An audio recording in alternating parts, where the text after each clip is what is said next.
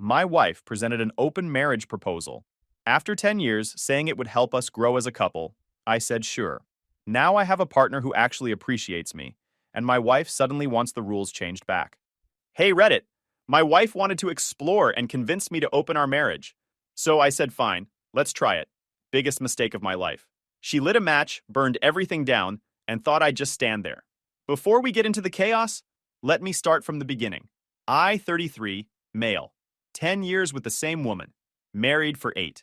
College sweethearts who thought being each other's first and only meant something. Turns out only I believed it.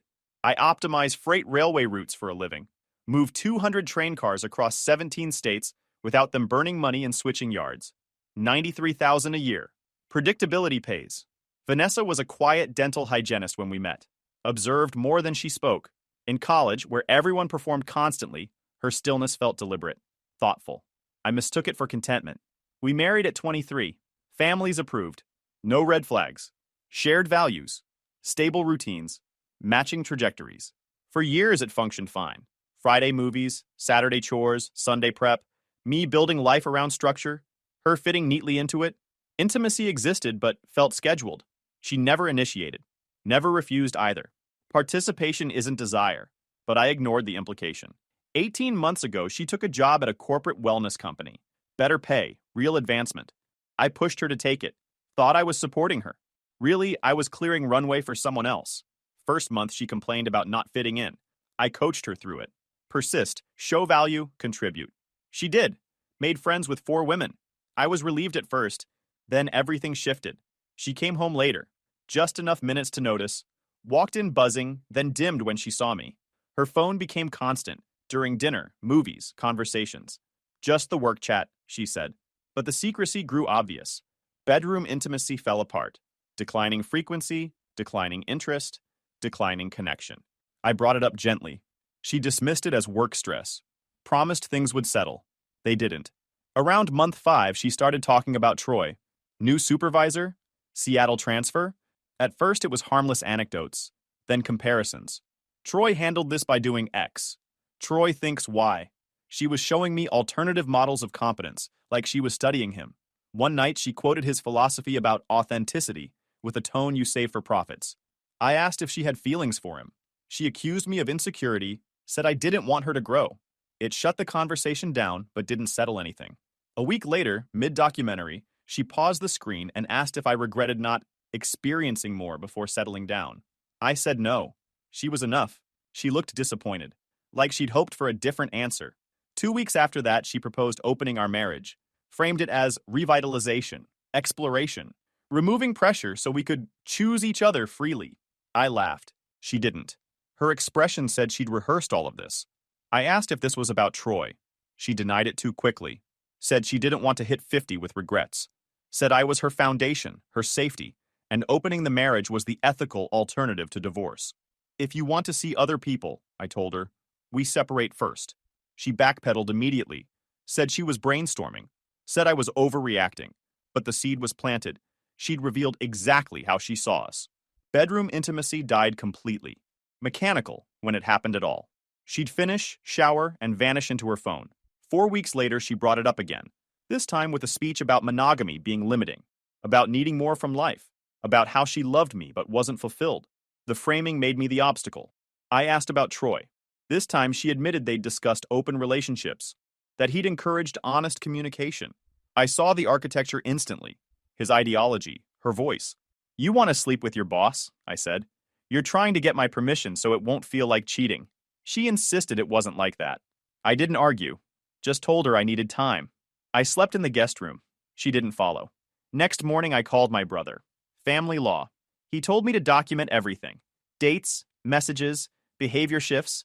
Not because divorce was certain, but because clarity matters when things get slippery. I spent 3 days running numbers. Cost of leaving versus staying. Cost of 10 years versus cost of 10 more. Turned it into a model because numbers don't hurt. Models don't mourn wasted time. Part of me hoped she'd wake up from whatever this was. Part of me feared being alone. Part of me didn't want to admit I'd built a life with someone who didn't want it. Finally, I told her we could try it. But not a year. 3 months. With rules. Calendar transparency. Bi-weekly check-ins. Protection mandatory. No overnights, no falling in love, and one hard line. If she brings someone to our house, the trial ends immediately. That space was ours, non-negotiable. We wrote it down. She signed it, looked relieved, energized. She started dating within 3 days. That first night she went out. I tried focusing on work, had route maps due for a new freight corridor. Instead, I kept staring at the clock. 11 p.m. was the agreed upon return time. Be home or communicate. Basic. 11 passed. Midnight. No text. No call.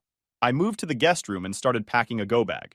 Not everything, just enough to leave if I needed to. Clothes, documents, chargers. I didn't know if I'd use it, but having the option mattered. Her car finally pulled in around 1. She walked in glowing, hair messy, lipstick smeared. Didn't bother to hide it. Saw me in the doorway with the half-packed bag. What are you doing? Setting up in here. I'm not sharing a bed with someone who can't follow basic agreements. I just lost track of time. You broke the first rule on the first night. You're being dramatic. I closed my laptop. We had one agreement. Communication. You couldn't manage it for 3 hours. Her smile vanished. She apologized fast. Promised alarms, reminders, structure. I didn't respond. I slept in the guest room. She didn't try to stop me. Lying there hearing her shower, I realized I'd made a mistake. I'd told myself I was being progressive, mature. Instead, my wife had just come home from another man, and I was supposed to regulate my emotions like a machine because we wrote a contract. Next morning, she brought coffee. Apologized again. I accepted it, but stayed in the guest room. 3 weeks in, she broke the overnight rule. I woke to an empty house. She came home at 8, hair wet. I fell asleep, she said. Driving home tired would have been unsafe. I reminded her of the rule. She said I was being technical, that the spirit of the rule wasn't violated. I didn't end it. Should have. Didn't. Because ending it meant admitting the marriage was actually over, and I wasn't ready for that yet. So I just moved further into the guest room emotionally and told myself I was being patient. Second time it happened, I packed a bag and left for my brother's place. Texted her. Taking space, we'll talk Sunday. She called 19 times that day. Left crying voicemails. Said I was abandoning her. Said she'd made a mistake. I didn't answer. Sunday, 2 p.m., coffee shop. She looked wrecked. I need you to come home. I don't know if I can keep doing this. Please. If it happens again, any rule, not just overnights, I'm done completely. She agreed instantly. I returned to the guest room. The pattern didn't stop. She'd come home from dates, walk past my office without a word, go straight to shower. I'd try to initiate something days later just to feel connected, and she'd push me away. Too tired. She wasn't too tired hours earlier. I started understanding what I actually was to her. The foundation she built her exploration on. The safety net. The backup plan, while she tried out the authentic life she claimed she'd been missing. Her friends visited constantly, especially Cheryl with the grating laugh. You're setting such a standard, she'd tell me. Most men would never handle this. She said it like praise, but it felt like I was being studied, like they were using my marriage as proof their lifestyle worked. Month 2, Vanessa insisted I attend her company's summer event. I knew why. She wanted me to meet Troy, to normalize the situation, to show everyone she'd evolved beyond convention, and I was proof of her enlightenment. Hotel ballroom, open bar. She dragged me to her group. Cheryl, Monica, and 2 interchangeable friends. Cheryl grinned. So you're the progressive husband. Impressive.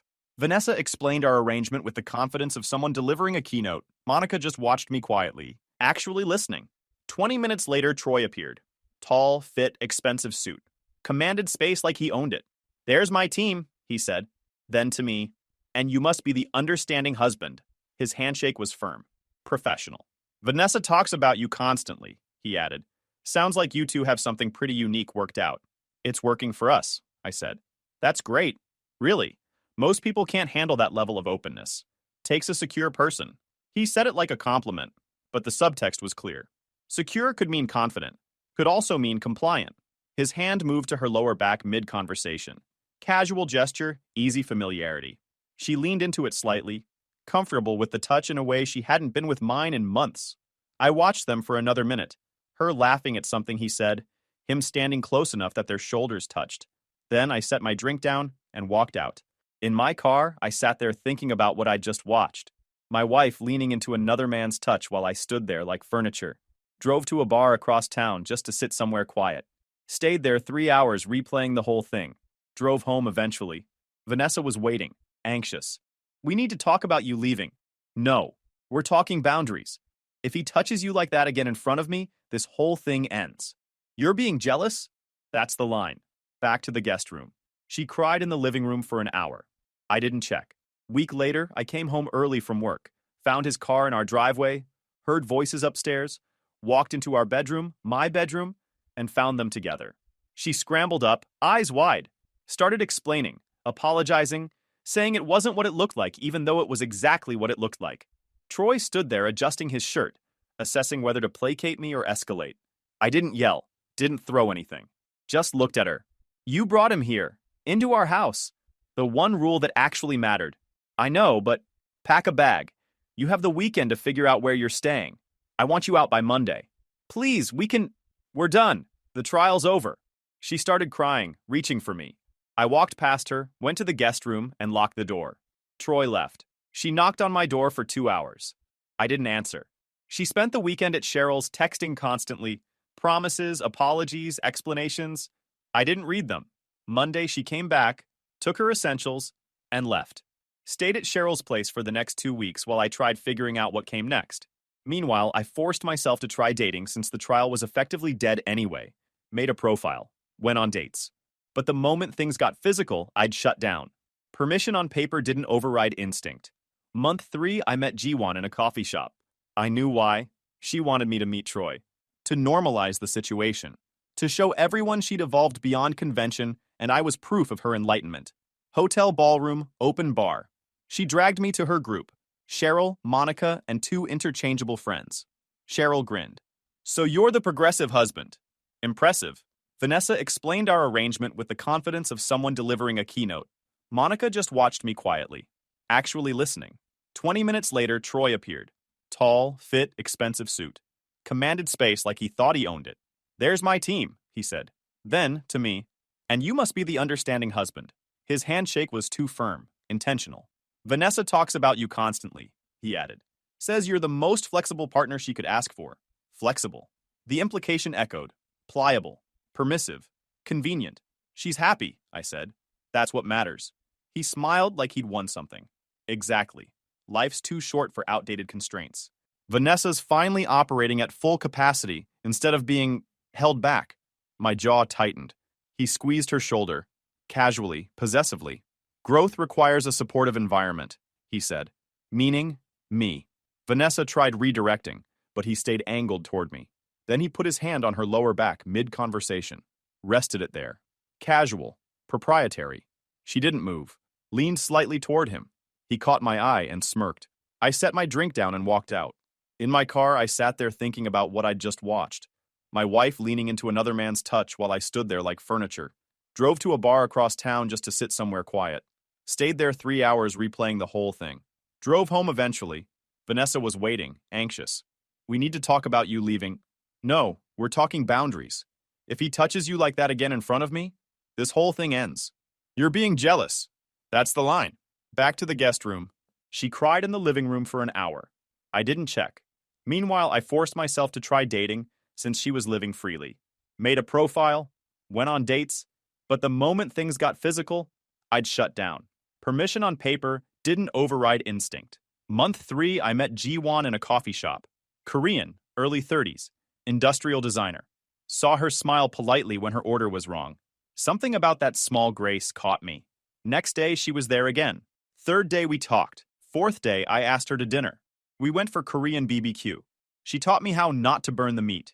We talked about Busan, design, railway optimization, families, choices, escapes. Then we talked about my marriage. I told her I was married in an open arrangement I never wanted, that I'd agreed out of fear, not desire, that I probably shouldn't be dating at all. She didn't leave. She asked one question. Why did you agree? I didn't have an honest answer until she said it for me. So you're doing this for her, not for you. Exactly. She didn't treat me like a malfunctioning system the way I treated myself. She challenged me, called out my metaphors, pointed out where my logic hit emotion. Vanessa eventually noticed I was going out more. Are you seeing someone? She asked. Yes. She looked satisfied, then asked how serious. I kept it vague. She returned to her phone. Things with Jiwon stayed casual for a while. Coffee twice a week, dinner occasionally. talking about everything except the obvious question of where this was going. She never pushed, never asked me to leave Vanessa, just existed as proof that connection could feel different than what I had. Month 5, things became physical. Happened naturally at her apartment after dinner. Afterwards, we talked until 3 a.m. She asked about my marriage. Not with jealousy, just curiosity. Asked what I'd hoped would happen when I agreed to open it. I told her the truth. I hadn't been happy for a long time. That I'd maintained routines because I didn't know what else to do. Because admitting it was dead felt like admitting I'd wasted 10 years on something that had never actually worked. She didn't tell me to leave Vanessa. Didn't push. Just said whatever decision I made should be based on what made me feel alive. Not safe. 2 weeks later, Vanessa was waiting when I got home from Jiwon's on a Sunday evening. Nervous. Twisting her wedding ring. We need to talk. I sat down across from her and waited. I want to close the marriage. This was a mistake. I want to refocus on us. What changed? She gave the scripted answers. Reflection. Missing our connection. Realizing exploration wasn't worth it. So I asked about Troy. She said they'd ended things. Mutual. Not sustainable long-term. When exactly? Couple weeks ago. Why? Because I realized what we have is more important. I stood, walked to the kitchen. She followed. You don't believe me, she said. No. Why not? Because you're lying. Troy didn't end things mutually. He dumped you. Her face went white. She started crying. I'd only been guessing. Her reaction confirmed everything. She broke down and told me the whole story.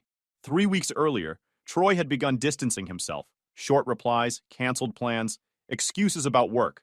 She'd scrambled to fix it, changed her schedule, bought new clothes, tried being more exciting, more available, more whatever she thought he wanted. None of it mattered. She'd cornered him after a meeting, demanding clarity. He'd been brutally honest. It had been fun, but he wasn't looking for anything serious. He dated multiple people casually. He'd never promised exclusivity, a future, or the fantasy she'd constructed. Told her maybe she should focus on her husband instead of chasing something that was never happening. She'd sat in her car for 2 hours afterward, realizing she'd blown up her marriage for a man who saw her as temporary entertainment. Through tears, she added something I didn't process fully at the time. She'd felt invisible for years. Said I talked more about railway efficiency than her feelings. Said Troy made her feel seen. I listened and felt, not nothing exactly, something uncomfortable. A flicker of recognition I didn't want to examine, because part of what she said wasn't entirely wrong. I had treated our marriage like a system to optimize instead of a relationship to nurture. Intimacy on schedule, conversations about logistics, emotional connection as checkbox maintenance. But acknowledging that now felt like accepting blame for her choices. Like admitting I'd driven her to this. I hadn't. She could have talked to me, could have asked for counseling, could have ended things honestly instead of rigging up this elaborate permission structure to avoid calling it what it was. Still, the discomfort sat there. What did your friends say? I asked, moving past it. She hesitated. You told them, right? About him dumping you? I tried. They said I was overreacting, that this happens, that I should just find someone else. Her support system wasn't support, just echo chambers keeping her committed to bad choices. So you cut them off? Not yet. Why not? No answer. You want to close the marriage because your affair partner dumped you. Not because you want us. Not because you love me. Because your preferred option disappeared. That's not fair. I'm still seeing Jiwon. Her tears evaporated. Anger took their place. You need to end that. If we're fixing this, we're not fixing anything. You opened the marriage to be with Troy. Now you want to close it because it blew up. That's not how this works. She started hyperventilating, curling inward, using her breakdown like leverage. I need time, I said. You had 5 months to figure yourself out. I'm not making decisions while you're in crisis mode. Please don't leave. I'll be back tomorrow. We'll talk then. I left. Went to Jiwon's. She opened the door and pulled me inside without a word. We sat quietly until I could speak. I told her everything. Vanessa wanting to close the marriage, Troy dumping her, the implosion of it all. She listened, then asked, What do you want? I don't know. She let that sit a moment. Then, Are you staying because you love her? Or because you don't want to admit you built 10 years on the wrong foundation? Those are different. I thought about it. Really thought. Not in logistics. In truth, I didn't love Vanessa. Maybe I never had. Maybe I'd stayed out of habit, fear, inertia, anything except genuine connection. I don't love her anymore, I said. Saying it out loud settled something. Then handle it properly, Jiwon told me. Don't drag it out. Don't keep her waiting for a decision you've already made. Fair. Next morning, I called my brother, told him to file. You sure? Yeah, I'm done. I brought him everything I'd documented, texts a mutual friend had forwarded months earlier, proving the emotional affair started before the open marriage conversation. Messages showing she and Troy had planned how she'd approach me. My brother nodded. This shows deception. Courts consider conduct. This helps. File it. Vanessa called 19 times that day, left voicemails sobbing about counseling, working through things, fixing what we had. I didn't pick up. 4 days later, she was served at work. She called instantly, hysterical. How could you do this to me? After you spent 5 months with someone else? After planning it with him before even talking to me? I made mistakes. You made choices. Deliberate ones. You're with Jiwon. I met her after you'd already destroyed us. Don't pretend it's the same. Silence. Do you love her? She asked. What you think stopped mattering when you fell in love with Troy? I hung up. Blocked her number. Divorce took 5 months. Vanessa contested everything. Claimed I'd abandoned her emotionally, that I'd used the open marriage as an excuse to check out, that I'd started seeing Jiwon while we were working on things. My brother built a precise timeline, showed she'd proposed the open marriage specifically to pursue Troy, showed the emotional affair that existed before any agreement, showed I followed the rules while she violated them repeatedly, showed the texts where she and Troy strategized how she should present it to me. The judge skimmed everything, asked a few timeline questions, and looked thoroughly unsurprised. She'd clearly seen this exact pattern 100 times. Someone blows up a marriage for an affair, the affair fizzles, and suddenly the spouse becomes the villain of the story. Divorce granted. Clean 50-50 split. No support, no kids. Just 10 wasted years officially ending. The paperwork finalized in late spring. We sold the house over the next 2 months, split the proceeds, divided the furniture neither of us wanted, donated most of it. It was easier to start from zero than keep reminders. During those months, I spent most evenings with Jiwon, not rushing, just existing, cooking dinner together, her teaching me Korean dishes I'd inevitably mess up despite her patient instruction, watching movies, talking about design and logistics, her family in Busan, my stubborn inability to talk about emotions without turning them into systems diagrams. But she noticed everything, especially when I wasn't fully present. One night I'd been distant. Vanessa had sent another text begging for counseling. And finally, Jiwon set her chopsticks down. I need to know if you're actually here, she said, or if I'm just convenient. I won't do the placeholder thing again. You're not. Then what am I? You're still reacting to your wife emotionally, even if you don't respond to her. You say you want this, but you haven't actually chosen it. She was right. I'd been in limbo, half tied to a marriage I no longer wanted, half leaning into something new without fully committing. I'm choosing you, I said. She heard the hesitation anyway. When you really know, she said softly, tell me. Until then, I need space. We took a 2-week break. Brutal. I kept going to the coffee shop where we met and finding her table empty. I'd cooked dinner and realized I'd started seasoning things the way she taught me. I'd reach for my phone to text her something funny and stop myself. I realized how much better life felt with her in it, and how unfair I'd been by expecting her to sit quietly while I worked through emotional debris I hadn't created. When the divorce finalized, papers stamped, judge's signature making it permanent, I called her. It's done. Official. Are you sure? She asked. Because I need you to be sure. I'm sure. I want this. I want you. Not as an escape. As a choice. We started fresh. Slower. With intention. 3 weeks later, while organizing documents, I found a credit card statement addressed to both me and Vanessa. Balance. $41,000. I'd never seen the card before. I called the company. Learned she'd added me as an authorized user 2 years earlier, without my knowledge. Most charges were from the past year. Hotels, restaurants, flights to places she'd claimed were work conferences. And then it clicked. Months earlier, she'd insisted we go paperless to reduce clutter. I'd thanked her for being organized. She'd used that to hide everything. I called my brother. Because I wasn't a joint account holder, the legal angle was different, but unauthorized addition combined with affair spending was still actionable. He filed a motion to reopen the asset division. Her attorney claimed business expenses. My brother demanded receipts. She had none. Couldn't justify a single charge. It took 4 months of hearings, continuances, depositions, and legal back and forth. Her attorney kept stalling, requesting extensions, filing motions to dismiss. My brother kept pushing. Then we hit a problem. The judge ruled that, because I was listed as an authorized user, even without my knowledge, I had theoretical access to the card statements. Her attorney argued I should have discovered the charges earlier. My failure to review statements regularly meant I'd implicitly accepted the spending. My brother fought it, argued the paperless setup was deliberate concealment, but the judge wasn't convinced, dismissed half the claim.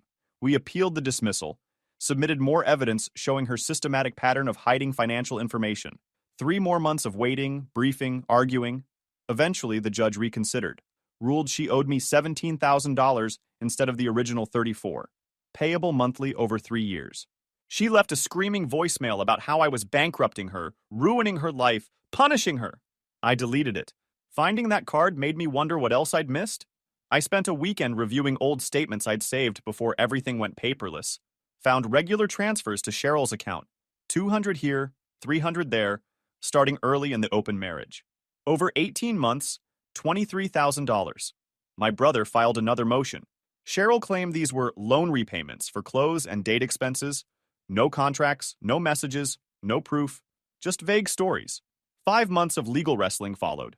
Cheryl reversed details constantly in deposition. Her attorney stalled endlessly, filed motions, requested continuances, tried every delay tactic available. The judge eventually lost patience and ordered Vanessa to reimburse $11,000. My half. More monthly payments, more obligations. Her life collapsed accordingly. She moved to a smaller apartment, downgraded her car, took weekend retail shifts to cover the payments. Meanwhile, I got promoted, senior analyst. Better pay, more responsibility. And G1 and I moved in together. We found a place that belonged to neither of us before. Somewhere we could actually build something new instead of cleaning up old ghosts. For once, life felt stable, predictable in the right ways, surprising in the good ones. Vanessa's chaos kept shrinking behind me, month by month, like a distant fire finally burning itself out. Early fall, 7 months after the divorce finalized, Monica called, Vanessa's former co-worker from the wellness company. Said she had information I needed to see. We met at a lunch spot downtown. She arrived wearing sunglasses even though we were indoors, glancing around like she expected someone to follow her. Vanessa's lying about everything, she said immediately. Telling people you were controlling, that you isolated her, that you cheated first. I can't keep watching it. Someone needs to know the truth. She handed me a folder. Screenshots, message logs, photos of archived conversations. Vanessa and her friends strategizing affairs, coordinating cover-ups, discussing how to keep me unaware. Monica explained she maintained the department's communication archives, compliance, onboarding, continuity.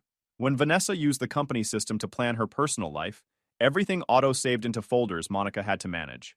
I didn't go digging, she said. It was just there. I asked why HR hadn't acted. Monica sighed. The company only intervenes when something directly affects performance. Troy brought in huge revenue. People had complained before, women saying they felt uncomfortable, that he flirted inappropriately, but it was always vague. No one wanted to make it formal because everyone knew he'd fight back legally.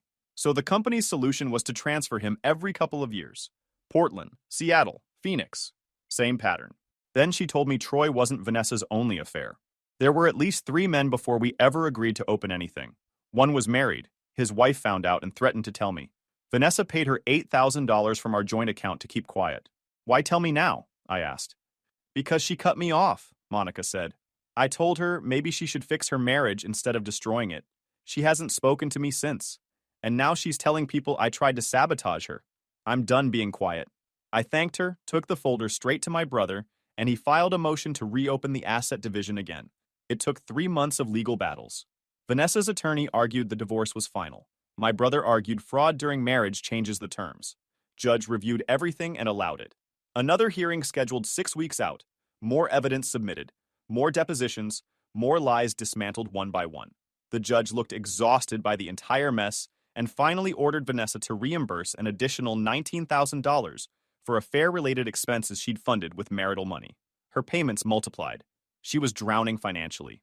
I felt nothing except relief I'd escaped. Around that time, strange things began happening. G1 mentioned getting friend requests from blank accounts, generic names, no photos, no followers. More came each day. Then messages, long anonymous warnings claiming I'd abandoned Vanessa, that I had commitment issues, that I'd end up doing the same to G1. They referenced details only Vanessa would know. The writing style was unmistakable. Then it escalated. G1 started seeing Vanessa in physical spaces. Her coffee shop, grocery store, bookstore, always at a distance, always watching, never speaking, just existing nearby in a way that made everything feel wrong. Jiwon changed her routines. New coffee shop, new grocery store, varied schedules, unpredictable routes home. It was exhausting watching her rearrange her life because my ex-wife refused to accept reality. One evening, she sat me down. "I'm questioning if this relationship is sustainable," she said quietly. "Your ex is everywhere." I didn't move across the world to be harassed by someone I've never wronged. She was right. I'd hoped Vanessa would simply burn out. She hadn't. "1 week," I said. "If it's not resolved by then, I'll understand if you walk." "Okay, 1 week." Next morning, I went to Vanessa's apartment. She answered in sweatpants, hair unwashed. "Stop contacting Jiwon," I said. "The fake accounts, the stalking, it ends now." "I don't know what you're—" "Don't insult both of us. It ends today." Her face twisted. "You moved on like I never mattered. Like 10 years meant nothing. Stay away from us." She stared, then nodded. But it didn't stop. More accounts. More sightings. Jiwon saw her outside her workplace 3 days later, just standing across the street. My brother filed for a restraining order. He compiled everything. Screenshots, witness statements, logs of every appearance. Filing took 2 weeks. Hearing scheduled another 3 weeks out. Vanessa was served notice. She violated before the hearing even happened by showing up at Jiwon's workplace, this time claiming she was just delivering a letter. Security called police. She was arrested in the lobby. At the hearing 2 days later, the judge reviewed the arrest report, the evidence my brother had compiled, and the pattern of escalating behavior. Granted a 3-year restraining order, mandatory distance, no direct or indirect contact. My brother filed a defamation suit next. The anonymous messages claiming I'd isolated her, controlled finances, cheated first. All provably false. Her attorney tried negotiating a settlement. We refused. Went to trial instead. Trial lasted 3 days, spread over 2 weeks. The judge reviewed the evidence methodically. Screenshots, message logs, witness testimony. Ruled in our favor. $32,000 in damages. Payable over 4 years. Harassment stopped after her arrest. The restraining order had finally conveyed what nothing else had. She no longer had access to my life. Jiwon relaxed. Returned to her favorite coffee shop. Stopped checking behind her constantly. Her shoulders dropped. Her voice lightened. It was the first time in months she seemed unburdened. One evening at home, she looked at me over dinner and said, "I'm glad she can't reach us anymore." I didn't realize how much space she was taking up until she wasn't. I knew exactly what she meant. Winter came. 1.5 years since filing for divorce. Things were stable. Better than stable. Jiwon and I had found a rhythm. Work was good. Life was good. Then she got offered a position in Seattle. Better opportunity. More creative freedom. Higher salary. Working with a design collective she'd admired for years. Everything she'd been working toward. She wanted me to come with her. "I need to know if you're in this or coasting," she said one evening over dinner. "Because this is a real decision. It's uprooting everything. Moving across the country. Starting completely over.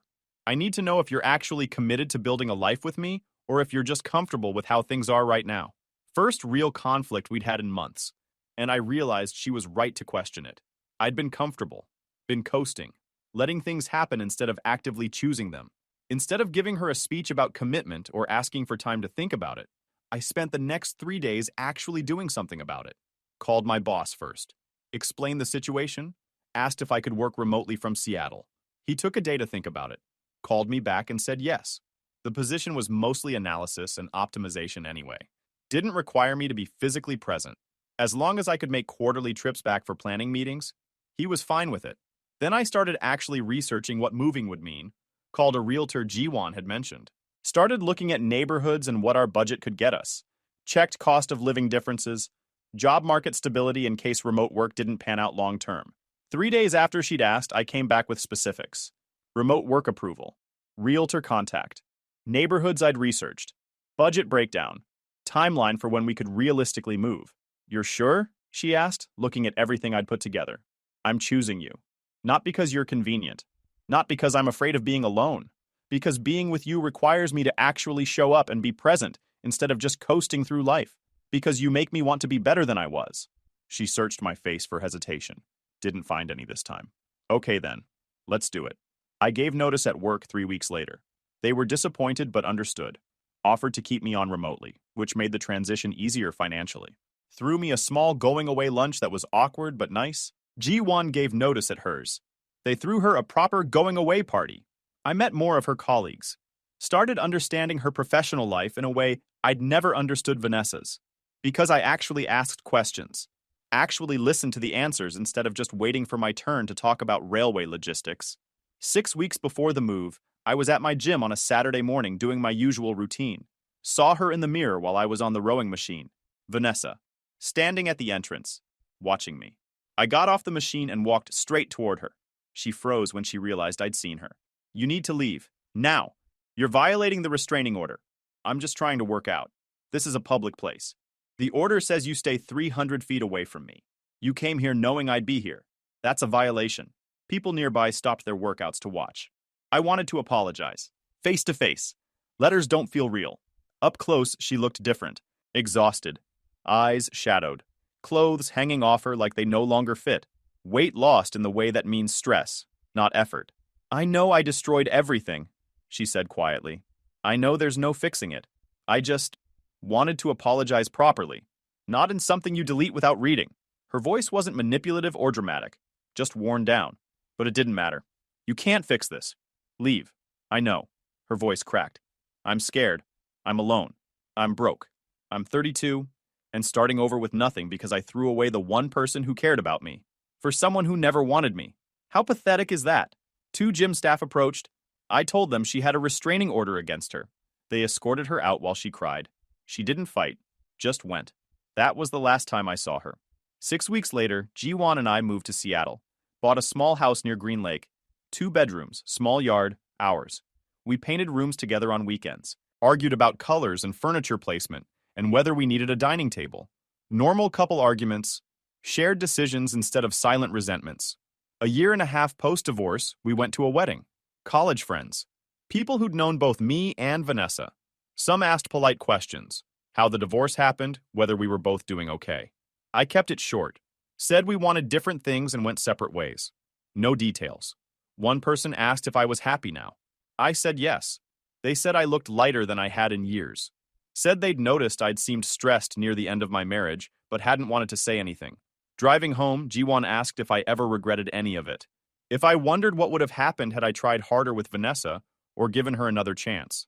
No, not even a little. She took my hand. Good, because I don't regret anything either. We have normal friction.